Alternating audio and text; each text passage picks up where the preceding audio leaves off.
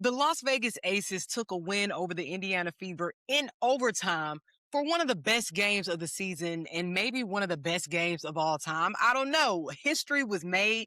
Chelsea Gray is the first player in WNBA history to hit a buzzer beater at the end of regulation to tie the game, and then also hit a buzzer beater to win the game at the end of OT. So you look at the numbers and you think Indiana wins this game. They shot better than the Aces from the floor and from deep. They went to the free throw line more. They led by as much as 20 points. But this just goes to show that the game is never over. Although there were moments in this game that I was about to turn it off. I ain't gonna lie. The first quarter started out a little rough for the Aces, although it was a low scoring quarter for both teams. The Aces were 7 for 20 from the floor, 1 for 7 from three, while the Fever were shooting 50%. So at the end of the first quarter, the Aces were only down 2 points. Even though they shot poorly, I like the pace from the Aces out of the gate. I think that pace is one of the things that the Aces struggle with in this Indiana Fever matchup. So I was liking that they were matching the energy and the tempo for the Indiana team, but they just weren't knocking down their shots. And then the second quarter came, and the Indiana Fever go on a 22-4 run. At one point, the score was 42-22. I thought it was over for the Aces because more often than not, when the Aces go down by a large amount, there's no recovery point. But this shows the true perseverance and the want to of this team. This is second half of the season basketball. An unsung hero of this win has to be Nalissa Smith. And when we're talking about most improved player, she is at the top of the list. Indiana Fever hit 9 straight baskets powered by Kelsey Mitchell.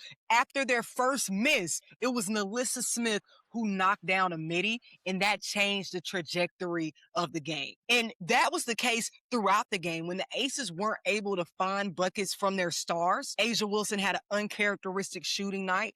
Nalissa Smith was that player silencing the crowd. She had 14 points, shot 63% from the floor, and had 9 boards. She's still leading the WNBA in field goal percentage. But Jackie Young, after the timeout, it was like something flipped. She just went nuclear. She went on a 13-0 run by herself. That 20-point lead was cut to 5 real quick. And then coming out of halftime, it didn't stop. She scored 15 consecutive buckets. That is currently the longest consecutive streak in the WNBA right now. The Indiana Fever went over 7 minutes without scoring a bucket until Caitlin Clark hit free throws in the third quarter. But you have to give credit to the Indiana Fever's defense, because when you hear that, you think at that point, the Aces start to stretch out a lead. But the Aces weren't able to go up by more than 5 in that third quarter. There were a lot of turnovers in this matchup. And at the end of the game, Chelsea Gray joked and was like, man, I was turning that thing over, wouldn't I? And I was like, girl, tell me about it.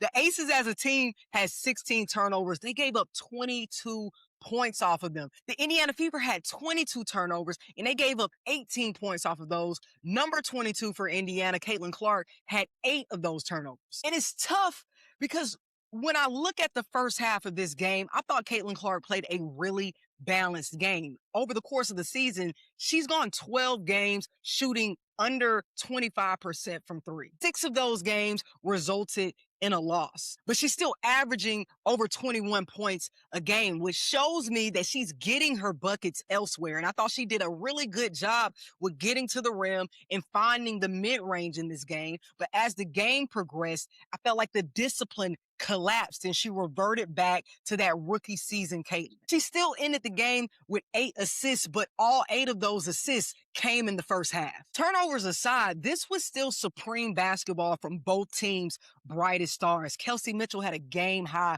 of 28 points. She shot better than 50% from all levels. Aaliyah Boston had 21 points. She shot 60% from deep. She's second in 3-point percentage in the league. She makes it tough for Asia Wilson every time they match up. She's playing supreme defense on the best player in the world while still remaining efficient. Conversely, Asia has to defend one of the strongest players in the league and try to put up points. And I think she struggles with that. She doesn't win that battle off of brute strength. So she has to take the midi. She has to get to the rim.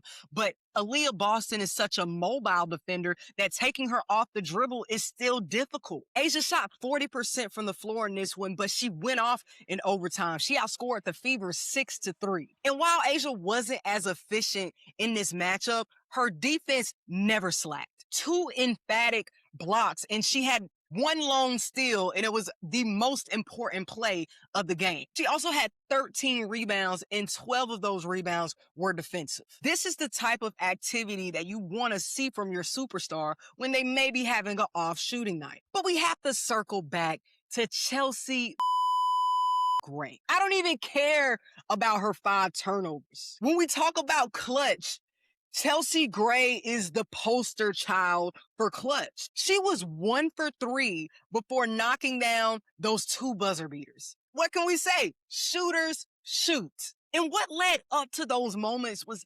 absolutely unbelievable. You're telling me that Kelsey Mitchell and Caitlin Clark missed from the free throw line? Just uncharacteristic.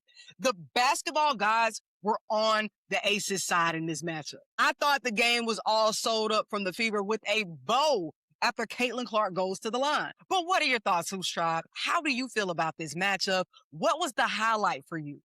Let's talk hoops.